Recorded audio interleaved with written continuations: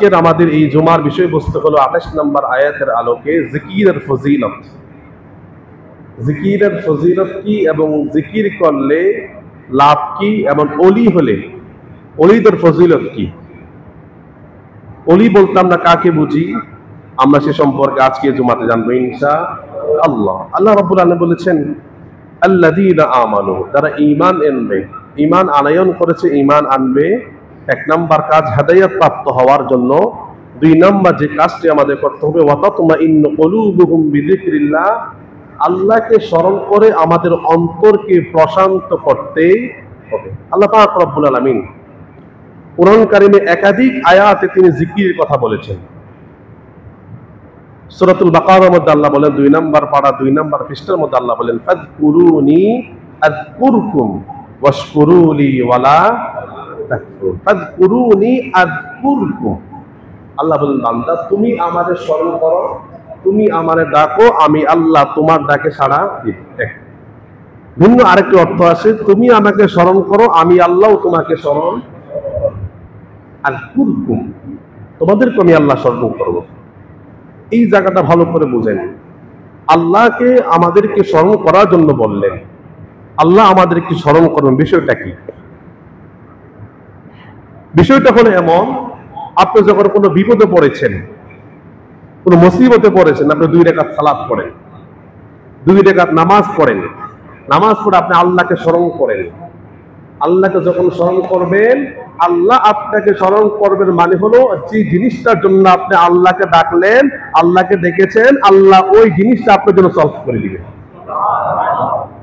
আপনি অভাবে আছেন, আপনি রোগাক্রান্ত আছেন, আপনি ক্যান্সার আক্রান্ত, আপনার ঋণের অভাব নাই, আপনি 2 রাকাত সালাত পড়েন, আল্লাহকে ডাকেন, আল্লাহ আপনার ঋণ মুক্ত করে দেবে। এটা আল্লাহ আপনাকে স্মরণ করেছেন। সাহাবায়ে কেরামের একটি দল, সহিহ বুখারী শরীফের হাদিস, একটি দল তারা সফরে বের হলেন। তারা ভিন্ন এক রাষ্ট্র থেকে মদিনায় আগমন করবেন, পথিমধ্যে তাদের খাবার শেষ হয়ে গেল। হাদিসটা ভালো করে শুনেন। খাবার শেষ হয়ে যাওয়ার পরে তারা একজন লোককে বলেন, ভাই তুমি রাসূলুল্লাহর কাছে যাও, নবীকে গিয়ে বলবা যে নবী আমাদের খাবার ফুরিয়ে গেল, আমাদের খাবার শেষ, আপনি আমাদের কিছু দান করেন। সাহাবীটা তিনি নবীজির দরবারে আসলেন। আসার পরে নবীজি তখন একটি আয়াত তিনি তেলাওয়াত করলেন, ওমা মিন দাবাতিন ফিল আরদি ইল্লা আলাল্লাহি রিজকুহা, বলে যে আল্লাহর জমিন যত প্রাণী আছে, যত জীব আছে, প্রত্যেকের রিজিকের ফয়সালা যিনি করেছেন তিনি কে? এই সাহাবী বললেন, রিজিকের মালিক যেহেতু আল্লাহ, আমি রাসূলের কাছে রিজিক কেন চাইবে? রাসূলের কাছে খাবার কেন আমি চাইবো? রিজিকের মালিক তো আল্লাহ। ভাইয়ের আমার, বন্ধুরা আমার, আল্লাহর হাবিবের সাহাবী তিনি বললেন, আল্লাহ রাব্বুল আলামিন তিনি দুনিয়াতে যত জীব জন্তু আছে, যত জীব আছে, প্রত্যেকের রিজিকের ফয়সালা আল্লাহ করে দিলেন। তার মানে আমাদের খাবারের প্রয়োজন, কাফেলার খাবারের প্রয়োজন। তাহলে আমরা আল্লাহর হাবিবের কাছে কেন চাইবো? চাইবো তো আল্লাহর কাছে। আল্লাহর প্রতি ভরসা করলেন, আল্লাহকে হৃদয় থেকে বললেন, রব্বুল আলামিন আমাদের খাবারের ব্যবস্থা করে দেন। এই কথা বলার পরে সেই কাফেলার কাছে চলে গেল। কাফেলার কাছে যাওয়ার পরে বললেন, রাসূলুল্লাহ কি বলেছেন, খাবার কি আসবে? বলেছে আল্লাহর প্রতি তোমরা ভরসা করো, আল্লাহ রাব্বুল আলামিন তোমাদের খাবারের ব্যবস্থা করে দিবেন। সাহাবী বর্ণনা করেন, আমি আমার সাথীদেরকে কথা বললাম, আল্লাহর প্রতি বিশ্বাস রাখলাম, আল্লাহর প্রতি ঈমান রাখলাম, আল্লাহর প্রতি বিশ্বাস রেখে, আস্থা রেখে আমি তাদেরকে এই কথাটা বললাম। কিছুক্ষণ পরে আগন্তুক ব্যক্তি তিনি বকরির গোশত নিয়ে আসলেন, রুটি নিয়ে আসলেন। আমরা তা রান্না করলাম, আমাদের খাবার শেষ হয়ে গেল। এক অংশ আল্লাহর হাবিবের জন্য আমরা হাদিয়া নিয়ে আসলাম। এসে বললাম, ইয়া রাসূলুল্লাহ, ইয়া হাবিবাল্লাহ, আপনি আমাদের জন্য রান্না করা গোশত পাঠিয়েছেন আর রুটি পাঠিয়েছেন, আমরা নিজেরা পেট ভরে খেয়ে আপনার জন্য হাদিয়া নিয়ে আসলাম। আল্লাহর হাবিব বললেন, সাহাবীরা রে, আমি তোমাদের জন্য কখন গোশত পাঠালাম, কখন রুটি পাঠালাম? তারা ওই লোককে বললেন, কি রে তুমি না তোমাকে না রাসূলুল্লাহর কাছে পাঠালাম? বলে যে পুরা ঘটনাটা বললেন, ইয়া রাসূলুল্লাহ, ইয়া হাবিবাল্লাহ, আমি আপনার দরবার আসলাম, আপনার জবান থেকে শুনলাম আল্লাহর জমিনে যত জীব আমার আল্লাহ সৃষ্টি করেছেন, প্রত্যেকের রিজিকের ফয়সালা আল্লাহ করেন। তাহলে আমরা তো জীবের বাইরে কেউ না, আমাদের রিজিকের ফয়সালা তো আল্লাহ করবেন। আপনার কাছে কেন চাইবো? হৃদয় থেকে মালিকের কাছে বললাম, আর আমি আল্লাহর প্রতি বিশ্বাস থেকে চলে গেলাম। আল্লাহর প্রতি বিশ্বাস থাকার কারণে আল্লাহ খাবারের ব্যবস্থা করে দিলেন। আল্লাহর নবী বলেন, সাহাবীরা রে, তোমরা আল্লাহর প্রতি বিশ্বাস রেখেছো, আল্লাহর প্রতি তুমি আল্লাহর কাছে সাহায্য চেয়েছো, আল্লাহরে স্মরণ করেছো, আমার আল্লাহ তোমাকেও সেভাবে স্মরণ করেছে। আল্লাহ তুমি আমার স্মরণ করো, আমি আল্লাহ তোমার কি করবো? স্মরণ। আমরা আল্লাহ স্মরণ করি? বিপদে পড়লে 1000 টাকার প্রয়োজন, দৌড়ে এসে বলে ভাই আমার 1000 টাকা দাও, কিছুক্ষণ পর তোমার টাকাটা দিয়ে দিবে। নামাজের মধ্যে আমরা পড়ি ইয়্যাকা না'বুদু ওয়া ইয়্যাকা নাস্তাঈন, শুধুমাত্র কেবলমাত্র ইয়া। যারা আরবি গ্রামার জানেন, অবশ্যই আমরা আপনার কাছে সাহায্য চাই, অবশ্যই আমরা আপনার ইবাদত করি, অবশ্যই আপনার কাছে সাহায্য চাই। নামাজের মধ্যে সূরা ফাতিহা তেলাওয়াত করে আমরা আল্লাহর কাছে সাহায্য চাই। নামাজ পড়ে মসজিদ থেকে বের হইয়া আব্দুল্লাহর বাবার বলে 1000 টাকা হাওলাত দাও। তাহলে আমাদের কথা এবং কাজে কি নাই? এজন্য আমরা আল্লাহ সাহায্য পাই না। যদি বিশ্বাস রাখা লাগবে, আল্লাহ অবশ্যই দিবেন। যদি আমরা বিশ্বাস রাখতে পারি, আল্লাহ অবশ্যই অবশ্যই দিবেন, তাতে কোনো সন্দেহ।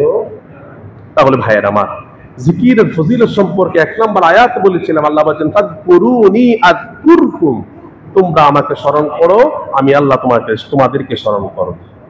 আসুন আমরা বুখারী শরীফের একটা হাদিস জেনে নিই। নবী করিম সাল্লাল্লাহু আলাইহি সাল্লাম মদিনা থেকে মক্কা দিকে রওনা হলেন। পাহাড়ের উপর থেকে দাঁড়িয়ে যাচ্ছেন। আল্লাহর হাবিব তিনি একটি জবান থেকে বললেন, সাবাকাল মুফাররাদুনা, বলে যে মুফাররাদুন যারা হয়েছে তারা অগ্রগামী হয়ে গিয়েছে। সাহাবায়ে কেরাম প্রশ্ন করলেন, ক্বালু বাল মুফাররাদুনা ইয়া রাসূলুল্লাহ, ইয়া রাসূলুল্লাহ মুফাররিদুন মানে কি? আপনারা সকলে বুঝছেন মুফাররিদুন মানে কি? আপনারা যেভাবে বুঝেন নাই, সাহাবায়ে কেরাম বুঝেন নাই। মাল মুফাররিদুনা ইয়া রাসূলুল্লাহ, ইয়া রাসূলুল্লাহ মুফাররিদুন মানে কি, অর্থ কি আমরা তো বুঝি নাই। মুফাররিদুন কারা? যারা অগ্রগামী হয়ে গিয়েছে। আল্লাহ নবী বলেন, আয-যাকিরুনাল্লাহ কাসীরান ওয়ায-যাকিরাত, যারা অধিক পরিমাণ আল্লাহর জিকির করে, পুরুষ এবং মহিলা, তারা অগ্রগামী হয়ে গেছে। এক সাহাবী এসে বলে, ইয়া রাসূলুল্লাহ, ইয়া হাবিবাল্লাহ, কিয়ামতের ময়দানে আল্লাহ নিকটবর্তী কারা হবেন? আল্লাহর কাছে কাদের মর্যাদা বুলন্দ হবে? আল্লাহর কাছে কাদের মর্যাদা বেশি হবে? আল্লাহর হাবিব বলেছেন, সাহাবীরে, আয-যাকিরিনাল্লাহ কাসীরান ওয়ায-যাকিরাত, যারা আল্লাহ রাব্বুল আলামিনকে অধিক পরিমাণ স্মরণ করবে, আল্লাহর জিকির করবে, কিয়ামতের ময়দানে আল্লাহ নিকটবর্তী মর্যাদাপূর্ণ তারা হয়ে যাবে। ভাইরা আমার, বন্ধুরা আমার, আল্লাহ রাব্বুল আলামিন কোরআন কারীমের মধ্যে বলেন, ইয়া আইয়ুহাল্লাযীনা আমানু যকুরুল্লাহা যিকরান কাসীরা ওয়া সাব্বিহুহু বুকরাতান ওয়া আসীলা। আল্লাহ রাব্বুল আলামিন বলেন, ইয়া আইয়ুহাল্লাযীনা আমানু, হে ঈমানদারেরা, হে বিশ্বাসীরা, হে বিশ্বাস স্থাপনকারীরা, উযকুরুল্লাহা, তোমরা আল্লাহ রাব্বুল আলামিনকে তোমরা স্মরণ করো। উযকুরুল্লাহা যিকরান কাসীরা, তোমরা আল্লাহকে অধিক পরিমাণ স্মরণ করো। ওয়াসাব্বিহুহু বুকরাতাও ওয়া আসীলা, তোমরা সকাল এবং সন্ধ্যায় আমার আল্লাহরে তোমরা স্মরণ করো। আল্লাহ কি বলেন? উযকুরুল্লাহা যিকরান কাসীরা, তোমরা আল্লাহকে অধিক পরিমাণ স্মরণ করো। যারা এখানে বিভিন্ন দরবারের বিভিন্ন খানকার মুরিদ আছেন, এদেশের হক্কানি পীর যারা আছেন, তারা তাদের মুরিদদেরকে সবক দেয় সকাল এবং সন্ধ্যায় জিকির করা। সবক দেয় কি দেয় না? যারা খানকার মুরিদ আছে তারা সকলেই জানেন, সকাল সন্ধ্যা জিকিরের অনেক ফজিলত আছে। আল্লাহ রাব্বুল আলামিন বলেছেন, ওয়াসাব্বিহুহু বুকরাতাও ওয়া আসীলা, তোমরা সকাল সন্ধ্যায় জিকির করো। এবার দেখেন আল্লাহ রাব্বুল আলামিন সূরাতুল মুনাফিকুন 9 নম্বর আয়াতে কি বলেন? আল্লাহ এই সূরা আহজাবের আয়াতের মধ্যে বললেন, তোমরা আল্লাহকে অধিক পরিমাণ স্মরণ করো। আল্লাহকে অধিক পরিমাণ স্মরণ আমরা করি না, কিসে আমাদেরকে বাধা দেয়? আল্লাহর জিকির থেকে আমাদেরকে কিসে বাধা দেয়? আমার আল্লাহ সূরাতুল মুনাফিকুন 9 নম্বর আয়াতের মধ্যে বলেন, ইয়া আইয়ুহাল্লাযীনা আমানু লা তুলহিকুম আমওয়ালুকুম ওয়ালা আওলাদুকুম আন যিকরিল্লাহ ওয়া মান ইয়াফআল যালিকা ফাউলাইকা হুমুল খাসিরুন। আল্লাহ রাব্বুল আলামিন সূরা হাজারের মধ্যে বললেন, বান্দারে সকাল সন্ধ্যায় তোমরা আমাকে অধিক পরিমাণ স্মরণ করো। আমাদেরকে আল্লাহর স্মরণ থেকে আমাদেরকে কিসে বাধা দেয়, কিসে আমাদেরকে বাধা প্রদান করে? আল্লাহ রাব্বুল আলামিন সূরা মুনাফিকের মধ্যে বলেন, ইয়া আইয়ুহাল্লাযীনা আমানু, হে ঈমানদারেরা, লা তুলহিকুম, তোমাদেরকে যেন বান্দারে তোমাদেরকে যেন গাফেল না করে, আমওয়ালুকুম, তোমাদের ধন সম্পদ, ওয়ালা আওলাদুকুম, বান্দারে তোমাদের সন্তান সন্ততি যেন আমি আল্লাহ ডাকা থেকে তোমাদেরকে গাফেল না করে, আন যিকরিল্লাহ ওয়া মান ইয়াফআল যালিকা ফাউলাইকা হুমুল খাসিরুন। বান্দারে তুমি শুনে নাও, যদি তোমার ধন সম্পদ আর সন্তান যদি আমি আল্লাহর জিকির থেকে তোমাকে গাফেল করে, আর যদি তুমি গাফেল হয়ে যাও, ওয়া মান ইয়াফআল যালিকা ফাউলাইকা হুমুল খাসিরুন, বান্দারে যদি তুমি গাফেল হয়ে যাও তাহলে তুমি ক্ষতিগ্রস্ত হয়ে যাবা। আল্লাহ যাকে ক্ষতিগ্রস্ত বলেছেন তার কোন উপায় আছে? আওয়াজ দেবে, উপায় আছে? আল্লাহ বলেছেন, লা তুলহিকুম, তোমাকে গাফেল না করে, আমওয়ালিকুম ওয়ালা আওলাদিকুম, তোমাদের সন্তান তোমাদের ধন সম্পদ আমার জিকির থেকে তোমাকে গাফেল না করে। ভাইয়ের আমার, বন্ধুরা আমার, এই আয়াতটা ভালো করে বুঝেন। আমরা ব্যবসা বাণিজ্য করি, আমি বলছি না যে আপনি সারাক্ষণ মসজিদের মধ্যে পড়ে থাকেন, আপনি শুধু আল্লাহ জিকির করেন, আপনি সারাক্ষণ মসজিদের মধ্যে, এটা আল্লাহ বলেন নাই। সূরাতুল জুমাআতের মধ্যে আল্লাহ রাব্বুল আলামিন বলেন, ইয়া আইয়ুহাল্লাযীনা আমানু ইযা নুদিয়া লিস-সালাতি মিন ইয়াউমিল জুমআতি ফাসআউ ইলা যিকরিল্লাহি ওয়া যারুল বাই'। আল্লাহ রাব্বুল আলামিন বলেন, হে বান্দারা, ইযা নুদিয়া লিস-সালাতি মিন ইয়াউমিল জুমআহ, যখন জুমার দিন তোমাদেরকে ডাকা হয়, আযান দেওয়া হয়, ফাসআউ ইলা যিকরিল্লাহ, যখন আযান হয়ে যাবে তোমরা মসজিদের দিকে রওনা হয়ে যাও, মসজিদে গিয়ে আল্লাহকে স্মরণ করো, নামাজ পড়ো, সবকিছু শেষ। বলে, বান্দারে তুমি সারাক্ষণ মসজিদের মধ্যে বসে থাকো, শুধু তাই নয়, তোমার ইবাদত সম্পূর্ণ হয়ে গেল। ফাসআউ ইলা যিকরিল্লাহ ওয়া যারুল বাই', তুমি মসজিদ থেকে বের হয়ে তোমার আবার ব্যবসা বাণিজ্যের মধ্যে লেগে যাও। আল্লাহ এটা বলেন নাই সারাক্ষণ তুমি মসজিদের মধ্যে বসে থাকো, সারাক্ষণ আমরা নামাজ পড়ি, রোজা রাখি, জিকির আছে, আল্লাহ এটা বলেন না। আল্লাহ বলেছেন, তুমি যখন আযান দিবে তখন তুমি আমার ডাকে সাড়া দাও, আমার ডাকে সাড়া দেওয়ার পরে নামাজ শেষ, তুমি এবার ব্যবসার মধ্যে চলে যাও। আল্লাহ রাব্বুল আলামিন মুনাফিকুনের মধ্যে বললেন, সূরা মুনাফিকুনের মধ্যে, লা তুলহিকুম আমওয়ালুকুম, তোমার ধন সম্পদ যেন আমার থেকে তোমাকে গাফেল না করে। আমার ভাইয়েরা, আজকে ব্যবসায়িকেরা অনেক এখানে আছেন, দেখবেন আজান চলে যায়, আজান চলে যায়, বান্দা তারপর মসজিদে আসে না। ঠিক কিনা বলেন? বলতে একটু বেচা কিনা করি, আরেকটু বিক্রি করি। ভাই, এই কথাটা ভালো করে শোনেন, নামাজ না পড়ে আপনি যতটুকু বিক্রি করবেন, আল্লাহর প্রতি ভরসা রেখে আমি বলছি, নামাজ পড়লে পড়তে আসলে নামাজের পরে এক চাইতে আপনি বেশি বিক্রি করতে পারবেন। ঠিক কিনা বলেন?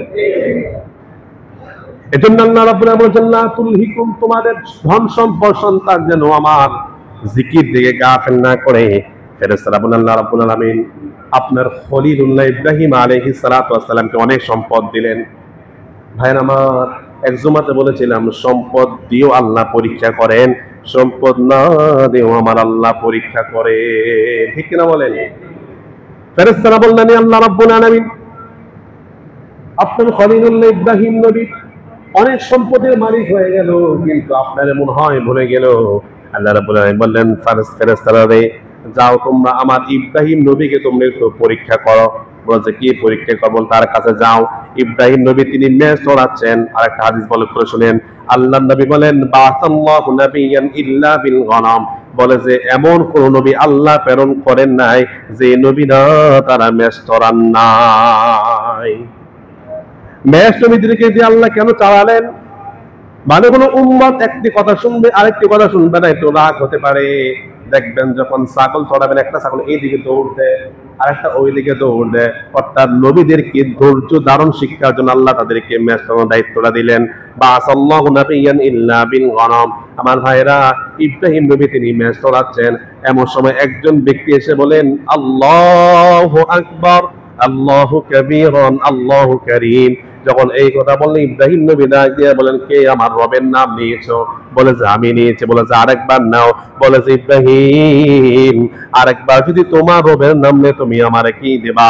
ইব্রাহিম নবী ডাক দিয়ে বলেন, ভাই রে, আমার যে এই ম্যাচ দেখা যাচ্ছে সবগুলো অর্ধেক ম্যাচ আমি তোমার নামে দিয়ে দিব, তোমার দিয়ে দিব, তারপর তুমি আমার মালিকের নাম নাও। ইব্রাহিম নবী যখন এই কথা বললেন তিনি বললেন আল্লাহু কারীম। যখন একবার বললেন তারা অর্ধেক গুণা দিয়ে দিলেন। ইব্রাহিম নবীর ভিতরে প্রেম ভালোবাসা জন্মাতে শুরু করলো। বলে ভাইরে, তুমি আমার রবের নাম আরেকবার নাও। বলে যে আল্লাহর নাম আরেকবার নিলে কি দিবা? বলে যে ভাই, আমার বাকি অংশের বকরিগুলো সব তোমার দিয়ে দিব, তারপর আমার মাওলার নাম তুমি আরেকবার নাও। এবার আগন্তুক ব্যক্তি বলে আল্লাহু কারীম, আল্লাহু কারীম বললে ইব্রাহিম নবী ডাক দিয়ে বলে ভাই, তুমি আমার রবের নাম, আমার মাওলার নাম তুমি আরেকবার নাও। বলে যে এবার ইব্রাহিম তুমি আমারে কি দিবা? বলে যে আমার যত সম্পদ সবগুলো তোমারে দিয়ে দিব। ইব্রাহিম নবী সব দিতে দিতে তার সব শেষ করে দিলেন।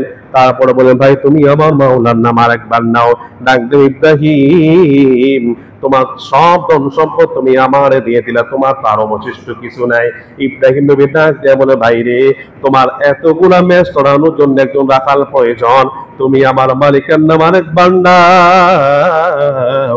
আমি ইব্রাহিম যতদিন বাঁচবো তোমার রাখাল হয়ে দুনিয়াতে থাকবো। যার মহব্বত যত দেখেন। ফেরেশতা বললে ইব্রাহিম, আমি তোমার এই বকরিগুলো নিব না, তোমার সম্পদ নিব না। বলে যে আল্লাহকে আমরা বললাম তুমি সম্পদ পেয়ে আল্লাহরে বলে গেছো, এখন পরীক্ষা করে দেখলাম তুমি তোমার আল্লাহরে বলো না।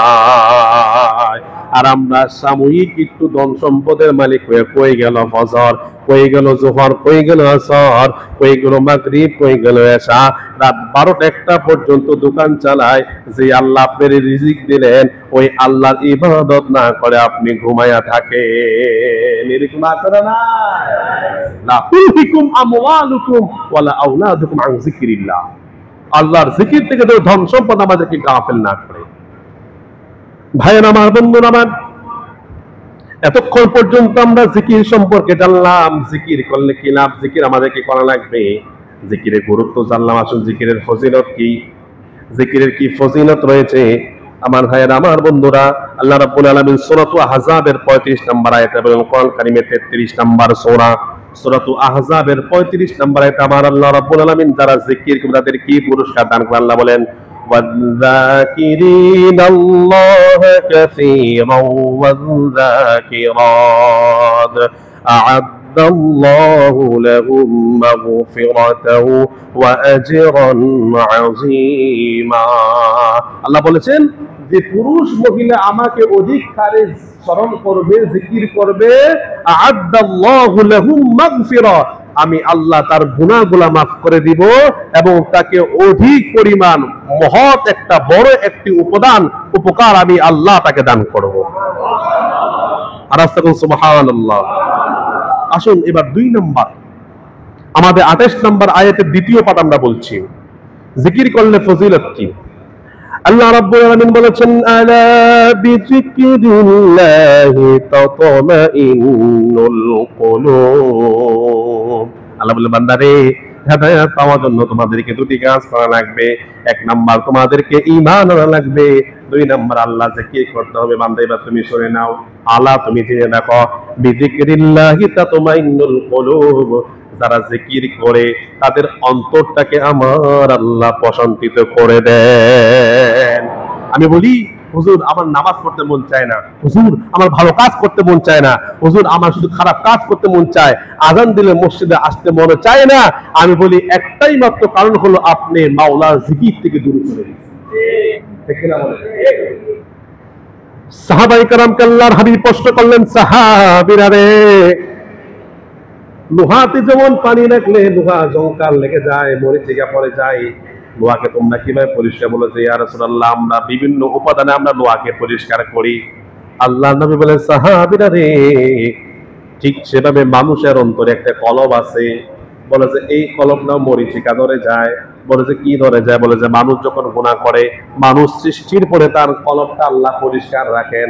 মানুষ যখন গুনাহ করে একটি কালো দাগ পড়ে, আরেকটা গুনাহ করে আরেকটা কালো দাগ পড়ে, আরেকটা গুনাহ করে আরেকটা কালো দাগ পড়ে। আল্লাহর নবী বলেন, সাহাবীরা রে, তার এই পবিত্র, এই স্পষ্ট, তার পরিষ্কার একটি কলবটা কালো হয়ে যায়। সাহাবীরা ডাক দেয়, নবী আমার, এই কালো কলবটা কিভাবে পরিষ্কার করবো আমাদেরকে বলে দেন। আল্লাহর নবী বলেন, সাহাবীরা রে, তোমরা এই কালো কলবটাকে তোমরা পরিষ্কার করার একটাই মাত্র মাধ্যম হলো যিকরুল্লাহ, মাওলার জিকির। সুবহানাল্লাহ। আল্লাহর জিকির যত করবেন তত কলবটা পরিষ্কার যিনি করে দিবেন। চিল্লায়া বলেন, তিনি কে? আল্লাহ করে দিবেন। আসুন ভাইয়ের আমার, আলা বিযিকরিল্লাহি তাতমাইন্নুল কুলুব, জেনে রাখো, জিকির করলে তার আত্মা প্রশান্তিত হয়ে যায়। বলে যে আত্মা প্রশান্তিত হলে লাভ কি? বলে যে কলবটা পরিষ্কার হলে লাভ কি? এরা মনে করে শুনেন। আল্লাহ রাব্বুল আলামিন সূরাতুল ফাজরের মধ্যে 27 থেকে 30 নম্বর আয়াতে আল্লাহ বলেন, ইয়া আইয়াতুহান নাফসুল মুতমাইন্না ইরজিই ইলা রাব্বিকি রাদিয়াতাম মারদিয়া ফাদখুলি ফি ইবাদি ওয়াদখুলি জান্নাতি। যদি প্রশান্ত আমাদের আত্মা হয়ে যায়, আমাদের আত্মা যদি পরিষ্কার হয়ে যায়, আল্লাহ রাব্বুল আলামিন বলেন, আজরাইল যখন আসবে তখন বলবেন, ইয়া আইয়াতুহান নাফসুল মুতমাইন্না, এই প্রশান্তময় আত্মা তুমি বের হয়ে আসো। আপনার আত্মা যদি প্রশান্তিত না হয় তাহলে এভাবে বলবেন, কথা বলবেন কিনা? বলে যে ইয়া আইয়াতুহান নাফসুল মুতমাইন্না, এই প্রশান্তময় আত্মা তুমি বের হয়ে আসো। বলে যে কিভাবে বের হয়ে আসবে? বলে যে আপনি এই বোতল থেকে পানি নিলেন, পানিগুলা ঢাললেন, ঢালা পরে সর্বশেষ পানিগুলা এক ফোঁটা এক ফোঁটা করে পড়বে। আল্লাহর নবী বলেন, যাদের অন্তরটা প্রশান্তময় হয়ে যাবে, যেভাবে এক ফোঁটা পানি পড়তে যেমন কষ্ট অনুভব হয় না, মুমিনের আত্মা এভাবে বের হবে, মুমিন তিনি টেরও পাবেন না। ইরজিই ইলা রাব্বিকি রাদিয়াতাম মারদিয়া, ফেরেশতা বলবেন, তুমি সন্তুষ্ট চিত্তে তোমার রবের দিকে আসো। ফাদখুলি ফি ইবাদি ওয়াদখুলি জান্নাতি, তুমি জান্নাতের মধ্যে প্রবেশ করে নাও। আমার ভাইয়ের, আমার বন্ধুরা, এই যে প্রশান্তময় আত্মাটা আজরাইল বের করলো, এবার একদল ফেরেশতা এসে বলে, ভাইরে তুমি আত্মাটা আমার কাছে দাও। আত্মাটা দেওয়ার পরে তারা মেশকাম্বরে তারা মাখবেন, মাখার পরে তারা আসমানের মধ্যে চলে যাবেন। বলে যে কিতাবের মধ্যে আসে প্রথম আসমানে যাবেন, ফেরেশতারা বলবেন, এটা কার আত্মা, এত সুগন্ধি কেন, এত খুশবু কেন? দ্বিতীয় আসমানে যাবেন, একই কথা বলবেন। তৃতীয় আসমানে যাবেন, একই কথা বলবেন। আমার মালিক ডাক দিয়ে বলেন, আজরাইল, আমার এই প্রশান্তময় আত্মা, আমার বান্দার এই আত্মাকে তুমি জান্নাতের ইল্লিয়িন নামক জায়গার মধ্যে তোমরা রেখে দাও। আর যখন নাফরমান, যারা জিকির করবে না, মালিকের জিকির করবে না, নামাজ পড়বে না, রোজা রাখবে না, ভালো কোনো কাজ করবে না, গুনাহ করতে করতে এই অন্তরটাকে কালো করে ফেললো, তখন আজরাইল এসে তাকে ডাক দিবেন, ইয়া আইয়াতুহান নাফসুল খবিস, এই খবিসের আত্মা তুমি বের হয়ে আসো। যখন ওই ফেরেশতারা আসমানের মধ্যে নিবেন, প্রথম আসমান থেকে সপ্তম আসমান পর্যন্ত যত ফেরেশতা বলবেন, আজরাইল, এটা কার রূহ এত দুর্গন্ধ কেন? জিকির করে লাভ আছে না নাই? আছে না নাই? আছে। অসন্তময় আত্মা, ইয়া আইয়াতুহান নাফসুল মুতমাইন্না। আসুন, রাসূল পাক সাল্লাল্লাহু আলাইহি ওয়াসাল্লাম বলেন, প্রশান্তময় আত্মার জন্য রাসূল সহিহুল বুখারী শরীফে একটি হাদিস শিক্ষা দিয়েছেন। শিখবেন তো ইনশাআল্লাহ। হাদিসটা আমার সাথে বলেন, দোয়াটা আমার সাথে সবাই পড়েন। আল্লাহুম্মা ইন্নী আসআলুকা নাফসান বিকা মুতমাইন্না তুমিনু বিলিকাইক ওয়া তারদা বিকদাইক ওয়া তাকনাউ বিআতাইক। এবার বাংলা অর্থটা ভালো করে শুনেন। রাসূল বলেছেন, তোমরা প্রশান্তময় আত্মার জন্য আল্লাহর কাছে দোয়া করো। আল্লাহুম্মা, হে আল্লাহ, ইন্নী আসআলুকা নাফসান বিকা মুতমাইন্না, আমি আপনার কাছে এমন একটি প্রশান্তময় আত্মা চাচ্ছি, প্রার্থনা করছি। এক নম্বর, তুমিনু বিলিকাইক, আমার যে আত্মাটা আপনার সাথে আমার সাক্ষাৎ হবে এটাকে বিশ্বাস দেয়। এমন একটি আত্মাকে আমাকে দান করুন যে আপনার সাথে আমার সাক্ষাৎ হবে, এটার প্রতি আমি বিশ্বাস করতে পারি। দুই নম্বর, ওয়া তারদা বিকাদাইক, এবং আপনি যেই ফয়সালা করবেন, আমি কষ্টে থাকি, আমি সুখে থাকি, দুঃখে থাকি, আপনি যেই ফয়সালা করবেন এই ফয়সালার জন্য আমার আত্মা যদি মেনে নেয়, এরকম একটা আত্মা আপনি আমাকে দান করেন। ওয়া তাকনাউ বিআতাইক, আয় আল্লাহ আপনি আমাকে এমন একটি আত্মা দান করেন, এমন একটি হৃদয় দান করেন, যে হৃদয় আপনি যা দিয়েছেন আমাকে, আপনি ধন সম্পদ যা দিয়েছেন আর যা দেন নাই তাতে যদি সন্তুষ্ট থাকি। বলুন তো এর চেয়ে বড় দোয়ার আছে? বলেন। যারা আরবিটা পারবেন না বাংলাটা বলবেন, আল্লাহ তাআলা আপনি আমাকে এমন একটি অন্তর দেন, যে অন্তর আপনার সাথে সাক্ষাৎ হবে এটাকে বিশ্বাস করতে পারে, যে অন্তর আপনার ফয়সালাকে মেনে নিতে পারে, যে অন্তর আপনি যা দিয়েছেন তাতে সন্তুষ্ট থাকতে পারে, এমন একটি অন্তর আপনি আমাকে দান করেন। যারা দোয়াটি শিখতে চান আমার থেকে শিখতে পারবেন। তাহলে ভাইয়ের আমার, এই যে প্রশান্তময় আত্মা, প্রশান্তময় হৃদয় আল্লাহ রাব্বুল আলামিন আমাদেরকে দান করবেন একমাত্র জিকিরের মাধ্যমে। কিসের মাধ্যমে? জিকিরের মাধ্যমে। এজন্য পৃথিবীতে যারা ওলি হয়েছে, আল্লাহর বন্ধু যারা হয়েছে, তারা জিকির এবং তাহাজ্জুদবিহীন আল্লাহর ওলি হতে পারে।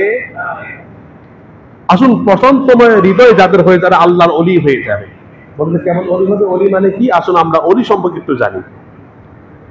আল্লাহ রাব্বুল আলামিন কোরআন কারীমের মধ্যে বলেন, আল্লাহু ওয়ালিয়ুল্লাযীনা আমানু, বলে যে ঈমানদার যারা তারা হলো আল্লাহর বন্ধু। বলেন কার বন্ধু? আর আস্তে বলেন কার বন্ধু? আল্লাহর বন্ধু হয়ে যাবে যারা ঈমানদার। আমাদের 28 নম্বর আয়াতই ছিল হেদায়েত প্রাপ্ত হওয়ার জন্য দুইটি কাজ করা দরকার, একটা হলো ঈমান আনা দরকার, আর একটা হলো বেশি বেশি কি করা? জিকির করা দরকার। আল্লাহু ওয়ালিয়ুল্লাযীনা আমানু, ঈমানদাররা আল্লাহর বন্ধু হয়ে যাবে। এবার আসুন হুজুর ওলি হওয়ার জন্য, আল্লাহর ওলি হওয়ার জন্য, আল্লাহর বন্ধু হওয়ার জন্য আমাদেরকে কি আলেম হতে হবে, মুহাদ্দিস হতে হবে, মুফতি হতে হবে নাকি? না না বন্ধু, আল্লাহর নবী বলেন আল্লাহর নিকট অর্জন করার জন্য, আল্লাহর বন্ধু হওয়ার জন্য আপনাকে হাফেজ হতে হবে না, আপনাকে মাওলানা হতে হবে না, আপনাকে মুফতি মুহাদ্দিস কিছুই হতে হবে না, আপনি যে কেউ একটা রিকশার ড্রাইভারও আল্লাহর ওলি হতে পারবে। হযরত আব্দুল্লাহ ইবনে মুবারক তিনি অনেক বড় পীর ছিলেন, অনেক বড় মাপের পীর ছিলেন, আলেম ছিলেন। আব্দুল্লাহ ইবনে মুবারক তিনি ইন্তেকাল করলেন। ইন্তেকাল করার পরে তার জামানায় একজন ব্যক্তি তাকে স্বপ্ন দেখলেন, বললেন আব্দুল্লাহ ইবনে মুবারক আল্লাহকে আপনাকে জান্নাত দিয়েছে। বলে যে আল্লাহ রাব্বুল আলামিন আমাকে জান্নাত দিয়েছে, তবে আমার চাইতে বড় জান্নাত আল্লাহ একজন কামারকে দিয়েছে। তিনি বললেন হুজুর আপনি এত বড় মাপের আলেম, এত বড় ওলি, আপনার চাইতে বড় জান্নাত আল্লাহ রাব্বুল আলামিন একজন কামারকে দিলেন, মানেটা কি? তিনি ঘুম ভেঙে গেল, তিনি কামারের বাড়িতে গেলেন, গিয়ে তার বিবিকে প্রশ্ন করলেন, বলে যে স্বামীর চরিত্র কত সুন্দর, ফুলের মতো পবিত্র নাকি এটা কর্মী জানে না জানে একমাত্র বিবি। ঠিক কিনা বলেন? আমার নেতার পবিত্র ফুলের মতো পবিত্র এটা কর্মীরা বলে, কিন্তু বিবি যখন বলবে তখন আসলে আমার নেতার চরিত্র ফুলের মতো পবিত্র। ঠিক কিনা বলেন? বিবির চাইতে আমাদের কি কেউ চিনে? বলেন। কামারের বিবির কাছে গেলেন, যাওয়ার পরে বললেন তোমার স্বামী কি এমন আমল করে, তার কি এমন গুণ ছিল যেই গুণের কারণে আব্দুল্লাহ ইবনে মুবারকের চাইতে বড় জান্নাত আল্লাহ তারে দিল? বলে যে আমার স্বামী দুইটা গুণ ছিল। আওয়াজ দিয়ে বলুন কয়টা গুণ? আর একটা আওয়াজ দিল কয়টা গুণ? বলে যে আমার স্বামী দুইটা গুণ ছিল, এই দুইটা গুণ আপনারা সকলে আমি অর্জন করে নিব, মা বোনটাও অর্জন করে নিবেন। বলে যে আমার সামনে 1 নম্বর গুণ ছিল। বলে যে কি গুণ ছিল? বলে যে আব্দুল্লাহ ইবনে মুবারক গরম কালে যখন হয়ে যেত, আমার স্বামী তিনি কামারে কাজ করতেন, আর রোদ্রের কারণে তিনি কামারে কাজ দিনের বেলা করতে পারতেন না, বলে তিনি রাত্রিবেলা কাজ করতেন। আর গরমকালে রাত্রির সময় আব্দুল্লাহ ইবনুল মুবারক তিনি ছাদের উপর দাঁড়িয়ে তিনি তাহাজ্জুদের নামাজ পড়তেন। আমার স্বামী যখন তিনি কামারে কাজ করেন, তিনি মনে মনে আমার আল্লাহ ডাক দিয়ে বলেন, আল্লাহ আমারে কামর বানাইলেন, আমারে গরিব বানাইলেন, আমার মন তো চায় আপনি আমার এত সম্পদ দেন, আমি রাত্রিবেলা কাজ না করে যেন আপনার ইবাদত আব্দুল্লাহ ইবনে মুবারকের মতো করতে পারি। সুবহানাল্লাহ। আয় আল্লাহ আপনি যেন আমি স্মরণ করতে পারি, আমাকে এমন সম্পদ দেন। বলে যে আমার স্বামী সবসময় তিনি দোয়া করতেন। আরেকটা গুণ ছিল আমার স্বামী। বলে যে কি গুণ ছিল? সবসময় আল্লাহর ডাকতেন। বলে যে কেমন ডাকতেন? বলে যে আমার স্বামী দিনের বেলা কামারে কাজ করতেন, বলে যে যখন আজানের সময় হয়ে যেত, যখন আজান হয়ে যেত, আজান হওয়ার পরে তিনি যখন এই হাতুর যেটা এটা উপরে আছে এটা উপরে উঠাতেন আর আজান দিয়ে দিত, আমার স্বামী তিনি আর মারেন নাই, তিনি নামাজের মধ্যে চলে যেতেন। নামাজ পড়া পর আমার স্বামী আমার আল্লাহ ডাক দিয়ে একটি দোয়া করতেন। বলে যে কি দোয়া করতো? বলে যে আল্লাহ, দুনিয়ার মানুষ আমারে কামার কামার বলে ডাক দেয়, আমি চাই তুমি আমার কামার বলে ডাক দিবা না, আমি চাই তুমি আমার তোমার অলি বন্ধু হিসেবে তুমি আমার ডাক দিবা। তাহলে ভাইয়েরা আমার, এই আব্দুল্লাহ ইবনে মুবারকের মালফুজাত কিতাব দ্বারা আমরা জানতে পারলাম ওলি হওয়ার জন্য আপনাকে হাফেজ হওয়া দরকার নাই, ওলি হওয়ার জন্য আপনাকে আলেম হওয়া দরকার নাই, ওলি হওয়ার জন্য আপনাকে মুফতি মুহাদ্দিস হওয়া দরকার নাই। একজন রিক্সা ড্রাইভারও তিনি ওলি হতে পারেন, আল্লাহর নৈকট্য অর্জন করতে পারে। ঠিক কি না বলেন? এবার আসুন ওলি হলে কি ফজিলত। আল্লাহ রাব্বুল আলামিন বলেছেন, ইয়া আইয়ুহাল্লাযীনা আমানু ইন তাত্তাকুল্লাহা ইয়াজআল লাকুম ফুরকানা। বলে যে যারা আল্লাহর ভয় যাদের ভিতরে আছে, যারা আল্লাহর ওলি হয়ে যাবে, বলে যে আল্লাহ রাব্বুল আলামিনকে ফুরকান দান করে। বলে যে কেমন ফুরকান দান করে? বলে যে নূরুল্লাহ, আল্লাহ একটা নূর ওলিদেরকে দান করেন। বলে যে কেমন নূর দান করেন? বলে যে ওলিদেরকে আমার আল্লাহ এমন একটা নূর দান করেন যে নূরের মাধ্যমে ওলিরা তারা সবকিছু দেখতে পারেন। বলে যে কি দেখতে পারেন তারা? বলে হক এবং বাতিলকে তারা পার্থক্য করতে পারেন। বলে যে ওলিদেরকে আমার আল্লাহ কি পাওয়ার দেন? বলে যে ইমাম আজম আবু হানিফা রাহিমাহুল্লাহ যখন কোন ব্যক্তি ওযু করত তখন তার ওযুর পানিতে তিনি তার ওই গুনাহগুলো দেখতে পারতেন। একদিন একজন যুবক জিনা করা আসার পর ওযু করলেন, আবু হানিফা তাকে বললেন, বলে ভাই তুমি কি জিনা করেছো? বলে হ্যাঁ জিনা করেছি।